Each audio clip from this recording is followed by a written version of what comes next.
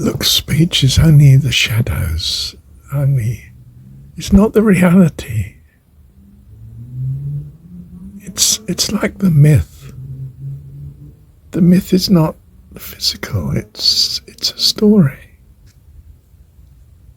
But stories are more important than history. The childhood stories have changed the whole nature of culture. And the great storytellers, children's storytellers especially, very aware of this.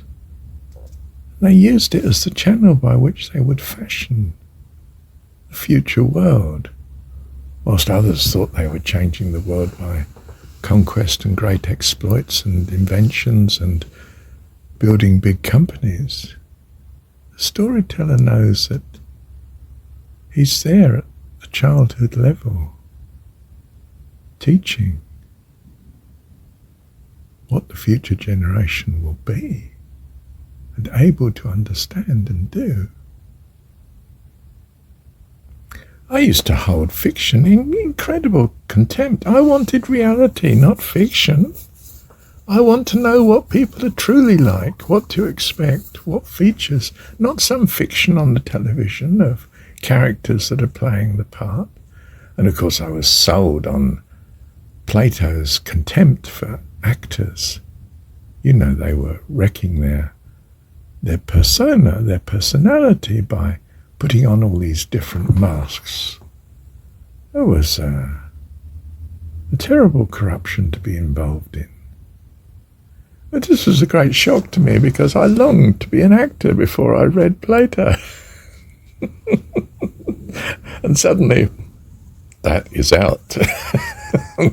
I want reality. You know, this is the great 20th century scientist approach, isn't it? I'm a pragmatist, I'm a realist, I'm a scientist, I'm a logician, and from there we got to the great philosopher, didn't we? I mean, I was idolizing in my mind Plato, wasn't I? Yeah, and I knew it, I guess. I'd found my teacher. Fancy that.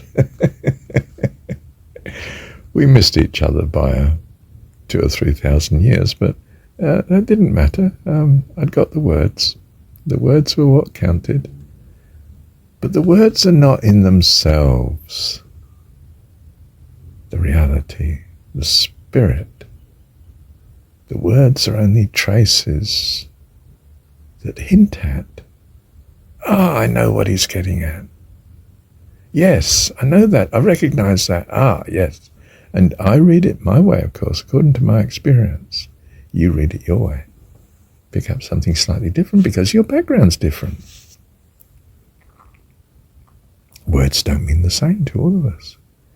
And goodness knows what happens to it when it goes through a translation, like, Greek or Hebrew or what have you to English, or to Latin to English, or who knows, We are Gnostic.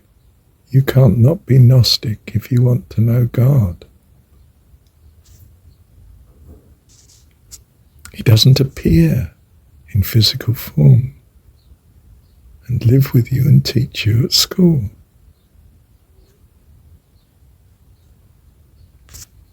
You can't quite sense his presence, but you're transformed by it. You're transformed by the thought of the possibility of him.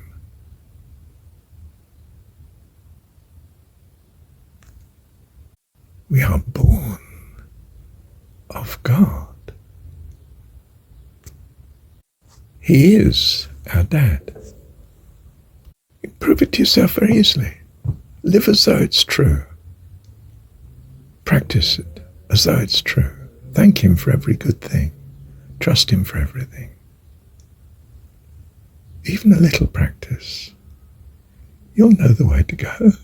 Taste and see that the Lord is good. Bless you. And you are blessed.